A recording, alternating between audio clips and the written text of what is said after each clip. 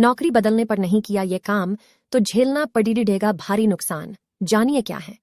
अगर आप नौकरी बदलने के 5 साल के अंदर अपना पीएफ निकालते हैं तो इस पर टैक्स बचत, टैक्स सेविंग्स का कोई लाभ नहीं मिल सकेगा। वहीं इस फंड को ट्रांसफर कर लिया जाता है तो इस पर टैक्स बचत के साथ पेंशन भी मिल सकेगा। वर्तमान में सरकारी से लेकर प्राइवेट सभी सेक्टर के कर्मचारियों का पीएफ अकाउंट होता है। प्राइवेट सेक्टर में काम करने वाले लोगों को कई बार नौकरी बदलनी पीडीईडीएच जाती है। ऐसे में नौकरी बदलने के साथ ही पीएफ ट्रांसफर भी जरूर कर लेना चाहिए। इससे न सिर्फ उन्हें टैक्स सेविंग्स में फायदा मिलेगा बल्कि रिटायरमेंट पेंशन के समय पेंशन का लाभ मिल सकेगा। दरअसल PF transfer employee pension scheme EPS के लिए एम्प्लॉय प्रोविडेंट फंड ईपीएफ को निरंतर मेंबरशिप माना जाता है। अगर आप अपने पीएफ खाते से पैसा निकालने जा रहे हैं तो अब आपको 20% टीडीएस देना होगा।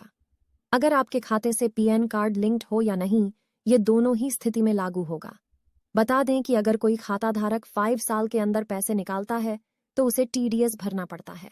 वहीं 5 साल के बाद पैसे निकालने पर कोई टीडीएस नहीं लगेगा। 5 साल के अंदर पीएफ निकासी पर होगा नुकसान। अगर आप 5 साल के अंदर इसमें से पैसे निकालते हैं तो न केवल आपका पीएफ विड्रॉल पर टैक्स देना होगा बल्कि इनकम टैक्स एक्ट के सेक्शन 80C के तहत खुद के योगदान पर मिलने वाले टैक्स बचत का भी लाभ नहीं मिल सकेगा। वहीं पीएफ ट्रांसफर करने पर टैक्स बचत के साथ ही आप रिटायरमेंट के समय पेंशन के भी हकदार होंगे। अगर कर्मचारी ने 5 साल के लिए 2 अलग अलग संस्थानों में काम किया है तो सभी नौकरी को जोड़कर 10 साल का कार्यकाल पूरा किया जा सकता है।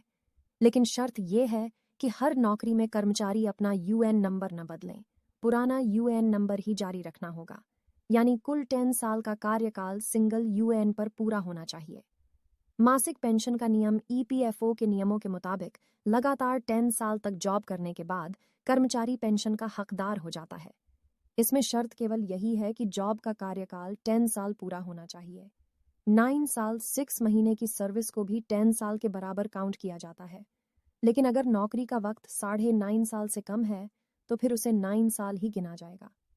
ऐसी स्थिति में कर्मचारी पेंशन अकाउंट में जमा राशि को रिटायरमेंट की उम्र से पहले भी निकाल सकते हैं क्योंकि वे पेंशन के हकदार नहीं होते हैं।